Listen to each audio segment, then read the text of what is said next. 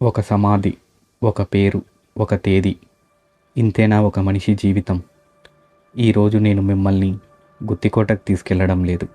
దాని నీడలో దాదాపు 200 సంవత్సరాలుగా నిశ్శబ్దంగా నిద్రిస్తున్న మనుషుల దగ్గరకు తీసుకెళ్తున్నాను. ఇక్కడ యువ అధికారులు ఉన్నారు, న్యాయమూర్తులు ఉన్నారు, కలరాతో మరణించిన సైనికులు ఉన్నారు. స్వదేశానికి తిరిగి వెళ్ళలేక ఈ నేలలోనే శాశ్వత నిద్రలోకి వెళ్ళిపోయిన ఎన్నో జీవితాలు ఉన్నాయి. కానీ ఈ సిమెట్రీలో ఒక తల్లి తన 2 నెలల పసిబిడ్డతో ఒకే సమాధిలో నిద్రిస్తోంది. ఒకే కుటుంబానికి చెందిన 3 చిన్నారులు ఒకే చోట విశ్రాంతి తీసుకుంటున్నారు. ఇది కేవలం సమాధుల కథ కాదు, మరచిపోయిన మనుషుల కథ, వినిపించని చరిత్ర. ఇది గుత్తి ఫోర్ట్ యూరోపియన్ సిమెట్రీ. చరిత్ర. ఈ ఒక్క పదం వినగానే మనకు రాజులు గుర్తుకొస్తారు, యుద్ధాలు గుర్తుకొస్తాయి, కోటలు, దేవాలయాలు, రాజభవనాలు గుర్తుకొస్తాయి. కానీ చరిత్రను కేవలం రాజులు మాత్రమే సృష్టించలేదు, సాధారణ మనుషులు కూడా సృష్టించారు. వాళ్ళు ఈరోజు మన మధ్య లేరు, కానీ వాళ్ళ జీవిత కథలు ఇంకా ఈ రాళ్ల మీద చెక్కబడి ఉన్నాయి. మనం ఇప్పుడు నిలబడి ఉన్న ఈ ప్రదేశం ఆంధ్రప్రదేశ్లోని అనంతపురం జిల్లాలోని గుత్తి పట్టణంలోని గుత్తికోట దిగువ ఉన్న యూరోపియన్ సిమెట్రీ. చాలామంది గుత్తికోటను చూస్తారు, ఫోటోలు తీసుకుంటారు, తిరిగి వెళ్ళిపోతారు. కానీ ఈ కోట నీడలో దాదాపు 200 సంవత్సరాలుగా నిశ్శబ్దంగా నిద్రిస్తున్న మనుషుల గురించి చాలా కొద్ది మందికే తెలుసు. ఈ సమాధుల మీద పెరిగిన మొక్కలు, పగిలిపోయిన రాళ్ళు, చెరిగిపోతున్న అక్షరాలు ఒక విషయాన్ని చెబుతున్నాయి. కాలం మనుషులను మాత్రమే కాదు, వారి జ్ఞాపకాలను కూడా మెల్లగా చెరిపేస్తుంది. కానీ మనకు ఇంకా ఒక అవకాశం ఉంది ఆ కథలను మళ్ళీ వినడానికి. గుత్తి. ఇది కేవలం ఒక కోట కాదు, ఇది దక్షిణ భారతదేశ చరిత్రను ఎన్నోసార్లు మార్చిన యుద్ధభూమి. కళ్యాణి చాళుక్యులు, విజయనగర సామ్రాజ్యం, గోల్కొండ నవాబులు, మరాఠాలు, మైసూరు పాలకులు, హైదరాబాదు నిజాంలు, చివరకు బ్రిటిష్. ఎంతోమంది పాలకులు ఈ కోట కోసం పోరాడారు. ఎందుకంటే ఈ కోటను నియంత్రించడం అంటే ఈ ప్రాంతాన్ని నియంత్రించడం. 18వ శతాబ్దం చివరలో గుత్తి బ్రిటిష్ ఈస్ట్ ఇండియా కంపెనీ ఆధీనంలోకి వచ్చింది.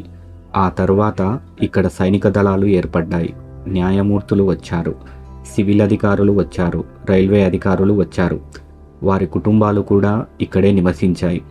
వాళ్ళు భారతదేశానికి ఉద్యోగం కోసం వచ్చారు. కానీ తమ జీవిత ప్రయాణం ఇక్కడే ముగుస్తుందని వాళ్ళలో ఎవ్వరూ ఊహించి ఉండరు.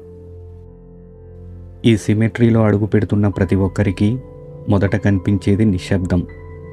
కానీ ఆ నిశ్శబ్దం వెనుక ఎన్నో అరుపులు దాగి ఉన్నాయి, ఎన్నో తల్లుల కన్నీళ్ళు, ఎన్నో భార్యల బాధ, ఎన్నో తండ్రుల మౌనం, ఎన్నో యువకుల అసంపూర్తి కలలు. ఈరోజు మనం చూడబోయేది సమాధులను కాదు, మనుషుల జీవితాలను. ఈ సిమెట్రీలో మన ప్రయాణం ఒక సాధారణ వ్యక్తితో కాదు, గుత్తి చరిత్రలో ఒక ముఖ్యమైన పేరుతో ప్రారంభమవుతుంది. ఆయన పేరు పీటర్ బ్రూస్. ఈ సిమెట్రీలో కనిపించే ప్రతి సమాధి ఒక కథ. కానీ ఈ సమాధి మాత్రం గుత్తి చరిత్రలో ఒక ప్రత్యేక అధ్యాయాన్ని గుర్తు చేస్తుంది. ఈ రాతి కింద విశ్రాంతి తీసుకుంటున్న వ్యక్తి పీటర్ బ్రూస్ ఒక సాధారణ బ్రిటిష్ అధికారి కాదు, ఈ ప్రాంతంలో పనిచేసిన ప్రొవిన్షియల్ కోర్టు యొక్క మొదటి జడ్జి. ఈ శిలాశాసనం చెబుతోంది ఆయన తన జీవితంలోని ముఖ్యమైన సంవత్సరాలను ఈ ప్రాంత ప్రజలకు న్యాయం చేయడానికే అంకితం చేశారని. ప్రజలకు న్యాయం అందించాలనే బాధ్యతతో వేల కిలోమీటర్ల దూరంలో ఉన్న తన స్వదేశాన్ని వదిలి ఈ భారతదేశానికి వచ్చాడు.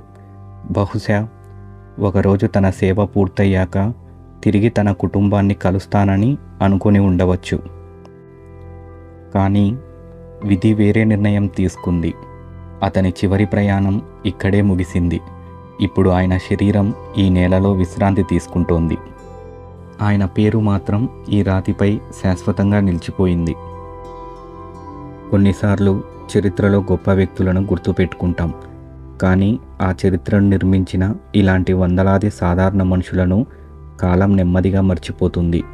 ఈరోజు ఆ మరచిపోయిన పేర్లను మళ్ళీ పలకడానికే ఈ డాక్యుమెంటరీ. ఈ సిమెట్రీలో ఇంకా ఒక యువకుడు నిద్రిస్తున్నాడు. అతని వయసు కేవలం 25 సంవత్సరాలు. అతని పేరు జీపీ గాస్లింగ్. అతని సమాధి దగ్గరకు వెళ్దాం. కొన్ని సమాధుల ముందు నిలబడినప్పుడు మనకు ఒక ప్రశ్న కలుగుతుంది. ఇంత చిన్న వయసులో ఈ జీవితం ఎందుకు ముగిసిపోయింది? ఈ ప్రశ్నకు కారణమైన సమాధుల్లో ఇది కూడా ఒకటి. ఈ రాతిపై చెక్కబడిన పేరు జీపీ గాస్లింగ్. మద్రాసు సివిల్ సర్వీస్లో పనిచేసిన యువాధికారి. శిలాశాసనం ప్రకారం ఆయన 1825 డిసెంబర్ 20న గుత్తిలో మరణించారు. ఆ సమయంలో ఆయన వయస్సు కేవలం 25 సంవత్సరాలు. 25 సంవత్సరాలు ఈరోజు చూస్తే చాలామంది తమ జీవితాన్ని ఇప్పుడే ప్రారంభించే వయస్సు. కానీ జీపీ గాస్లింగ్ జీవితం అప్పటికే ముగిసిపోయింది. ఈ సమాధిపై మరో వాక్యం ఉంది. అది ఈ కథను ఇంకా హృదయాన్ని తాకేలా చేస్తుంది. This tomb is erected by his brother W Gosling. అంటే ఈ సమాధిని నిర్మించింది ఆయన అన్న. ఒక్కసారి ఆలోచించండి. ఒక అన్న తన తమ్ముడిని వేల కిలోమీటర్ల దూరంలో ఉన్న విదేశీ నేలలో కోల్పోయాడు. తన తమ్ముడిని ఇంటికి తిరిగి తీసుకెళ్ళలేకపోయాడు. కానీ అతని జ్ఞాపకం ఎప్పటికీ చెరిగిపోకూడదని ఈ సమాధిని నిర్మించాడు. ఈ రాతి కేవలం ఒక సమాధి కాదు, ఇది ఒక అన్న ప్రేమకు గుర్తు, ఒక కుటుంబం అనుభవించిన బాధకు గుర్తు. 200 సంవత్సరాలు గడిచాయి. ఈరోజు ఆ కుటుంబంలో ఎవరూ ఇక్కడ ఉండకపోవచ్చు. కానీ ఆ అన్న నిర్మించిన ఈ సమాధి మాత్రం ఇప్పటికీ నిలబడి ఆ ప్రేమను గుర్తు చేస్తూనే ఉంది. ఒక యువకుడు 25 సంవత్సరాలకే తన జీవితాన్ని ముగించుకున్న కథను ఇప్పుడే చూశాం. కానీ ఈ సిమెట్రీలో అది ఒకటే కాదు. మరో యువాధికారి, మరో అసంపూర్తి జీవితం, మరో నిశ్శబ్ద సమాధి. ఈ శిలాశాసనంపై చెక్కబడిన పేరు ఎన్సిన్ అలెగ్జాండర్ మెక్డొనాల్డ్. ఆయన ఒక యువ సైనిక అధికారి. ఆయన 1815 మే 31న గుత్తిలో మరణించారు. ఆ సమయంలో ఆయన వయస్సు కేవలం 23 సంవత్సరాలు. 1815 అంటే 200 సంవత్సరాలకు కూడా ముందు. ఆ సమయంలో ఈ ప్రాంతం బ్రిటిష్ ఈస్ట్ ఇండియా కంపెనీ పాలనలో కొత్తగా స్థిరపడుతోంది. యువ సైనిక అధికారులు దేశంలోని వివిధ ప్రాంతాలకు విధుల కోసం పంపబడేవారు. అలెగ్జాండర్ మెక్డొనాల్డ్ కూడా అలాంటి ఒక యువ అధికారి. స్వదేశానికి వేల కిలోమీటర్ల దూరంలో తన విధిని నిర్వర్తిస్తూ ఈ గుత్తి నేలపైనే తన చివరి శ్వాస విడిచాడు. ఆయన ఎలా మరణించారు అనే విషయం ఈ శిలాశాసనం చెప్పదు. అందుకే దాని గురించి మనం ఊహించలేం. కానీ ఒక విషయం మాత్రం నిజం. 23 సంవత్సరాల వయస్సులో ఒక కుటుంబం తమ కుమారుడిని కోల్పోయింది. ఒక రెజిమెంట్ తన సహచర అధికారిని కోల్పోయింది. ఈ సమాధి ఆ నష్టానికి ఇప్పటికీ నిశ్శబ్ద సాక్షిగా నిలిచి ఉంది. ఈ సిమెట్రీలో నడుస్తున్న కొద్దీ ఒక విషయం స్పష్టంగా అర్థమవుతుంది. ఇక్కడ సమాధి అయిన వారిలో చాలామంది యుద్ధంలో మరణించిన వారు కాదు. వారిలో చాలామంది వ్యాధులు లేదా ఆ కాలంలోని కఠిన పరిస్థితుల కారణంగా చాలా చిన్న వయసులోనే ఈ నేలలో శాశ్వత నిద్రలోకి వెళ్ళిపోయారు. ఈ నిశ్శబ్దం ఎంతోమంది యువ జీవితాల కథలను తనలో దాచుకుంది.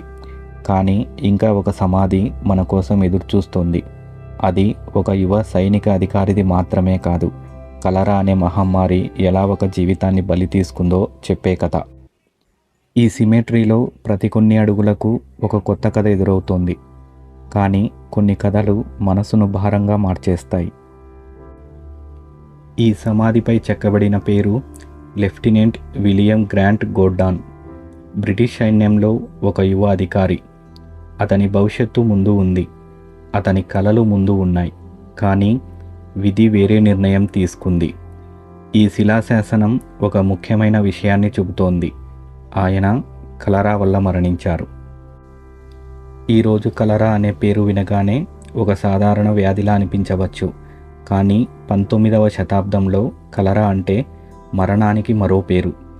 కొన్ని గంటల్లోనే లేదా 1-2 రోజుల్లోనే ఆరోగ్యంగా ఉన్న మనిషి కూడా ప్రాణాలు కోల్పోయేవాడు. మందులు లేవు, ఆధునిక వైద్యం లేదు, వ్యాధిని ఆపే మార్గాలు కూడా చాలా పరిమితమే. గుత్తి వేడి వాతావరణం, కొత్త నేల, తెలియని పరిస్థితులు. ఈ ప్రాంతానికి వచ్చిన చాలామంది బ్రిటిష్ అధికారులు ఈ పరిస్థితులకు అలవాటు పడలేకపోయారు. చాలామంది వ్యాధుల బారిన పడ్డారు. విలియం గ్రాంట్ గోర్డాన్ కూడా అలాంటి బాధితుల్లో ఒకరు. కొన్నిసార్లు చరిత్రలో యుద్ధాల గురించి ఎక్కువగా మాట్లాడుకుంటాం, కానీ వ్యాధులు కూడా యుద్ధాలలాగే ప్రాణాలను బలి తీసుకున్నాయి. ఈ సమాధి ఆ నిజాన్ని ఇప్పటికీ గుర్తు చేస్తూనే ఉంది. కాలం ఈ అక్షరాలను చెరిపివేయడానికి ప్రయత్నిస్తోంది. వర్షం, ఎండ, గాలి ఈ రాళ్లను మెల్లగా కరిగిస్తున్నాయి. కానీ ఈ రాళ్లలో దాగి ఉన్న చరిత్రను ఎవరూ చెరపలేరు. కొన్ని పేర్లు చరిత్ర పుస్తకాలలో మాత్రమే కనిపిస్తాయి, మరికొన్ని పేర్లు ప్రజల జ్ఞాపకాలలో జీవిస్తాయి. కానీ కొన్ని పేర్లు మాత్రం ఒక ప్రాంత చరిత్రలో శాశ్వతంగా కలిసిపోతాయి. అలాంటి వ్యక్తే సర్ థామస్ మన్రో. రాయలసీమ చరిత్రను చదివిన ప్రతి ఒక్కరికి ఈ పేరు కొత్తది కాదు.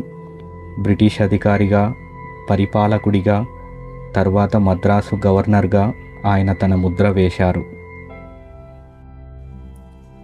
గుత్తి, బళ్ళారి, కడప, అనంతపురం ఈ ప్రాంతాల్లో ఆయన ఎన్నో సంవత్సరాలు పనిచేశారు.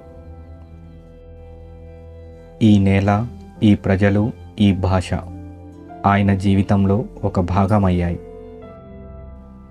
థామస్ మన్రో గురించి మాట్లాడేటప్పుడు ఒక విషయం ప్రత్యేకంగా చెప్పాలి. ఆ కాలంలో అధికారులు ఎక్కువగా తమ కార్యాలయాల్లోనే ఉండేవారు. కానీ మన్రో మాత్రం గ్రామాలకు వెళ్ళి ప్రజలతో నేరుగా మాట్లాడే ప్రయత్నం చేసేవారని చారిత్రక ఆధారాలు చెబుతున్నాయి. రైతుల సమస్యలు తెలుసుకునేవారు, భూముల వివరాలు పరిశీలించేవారు, పరిపాలనను ప్రజలకు దగ్గర చేయాలని ప్రయత్నించారు. అందుకే రాయలసీమ చరిత్రలో ఆయన పేరు ఇప్పటికీ వినిపిస్తుంది.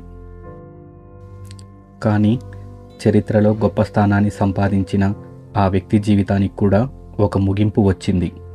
1827 సంవత్సరం రాయలసీమ పర్యటనలో ఉన్న సమయంలో ఆయనకు తీవ్రమైన కలరా సోకింది. ఆ వ్యాధి కొన్ని రోజుల్లోనే ఆయన ప్రాణాలను తీసుకుంది. ఆయన మరణించిన ప్రదేశం ఈ రాయలసీమ నేల. గుత్తి ఆయన చివరి ప్రయాణానికి సాక్షిగా నిలిచింది.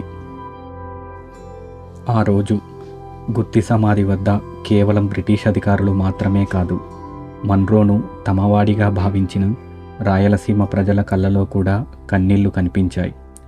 ఒక పాలకుడిని కాదు, తమ బాధలు విన్న మనిషిని వారు కోల్పోయారు.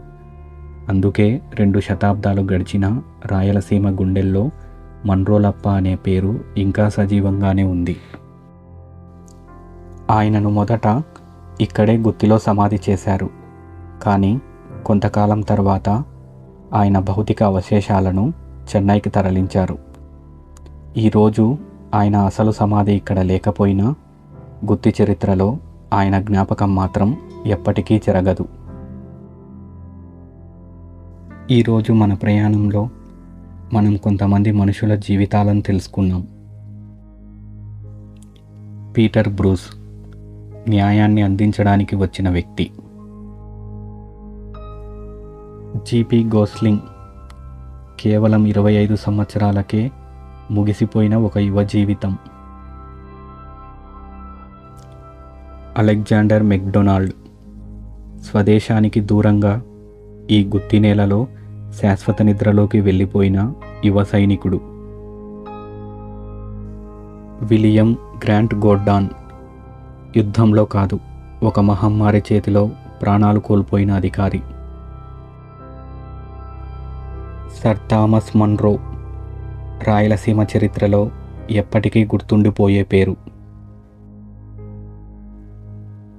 వీరందరూ ఇక్కడ ఉద్యోగం చేయడానికి వచ్చారు, కానీ తిరిగి స్వదేశానికి వెళ్ళలేకపోయారు. ఈ గుత్తినేలే వారి చివరి చిరునామా అయింది. కాలం ఈ రాళ్లను నెమ్మదిగా చెరిపేస్తుంది, కానీ ఈ కథలను మనం మరచిపోతే అది చరిత్రకు చేసే అన్యాయం. ఈరోజు మనం చూసింది ఈ సిమిట్రీలోని ఒక చిన్న భాగం మాత్రమే. ఎందుకంటే ఈ సమాధుల మధ్య ఇంకా ఎన్నో కథలు దాగి ఉన్నాయి. ఒక తల్లి తన 2 నెలల పసిబిడ్డతో కలిసి నిద్రిస్తోంది. మరో సమాధిలో ఒకే కుటుంబానికి చెందిన 3 చిన్నారులు శాశ్వత నిద్రలో ఉన్నారు. మరో చోట 2 చిన్నపిల్లలు ఒకే సమాధిలో విశ్రాంతి తీసుకుంటున్నారు. వారి కథలు కేవలం చరిత్ర కాదు, ఒక కుటుంబం అనుభవించిన విషాదం. ఆ కథలను మన తదుపరి భాగంలో వివరంగా తెలుసుకుందాం. అప్పటి వరకు ఈ సమాధులను కేవలం రాళ్ళుగా చూడకండి. వీటి కింద ఒకప్పుడు నవ్విన మనుషులు ఉన్నారు, కలలు కన్న మనుషులు ఉన్నారు, తమ కుటుంబాలను ప్రేమించిన మనుషులు ఉన్నారు. ఈరోజు వాళ్ళు మాట్లాడలేరు. అందుకే వారి తరపున ఆ కథలను మనమే చెప్పాలి. మరో భాగంలో ఈ నిశ్శబ్ద సమాధుల వెనుక దాగి ఉన్న అత్యంత హృదయ విదారక కథలను తెలుసుకుందాం.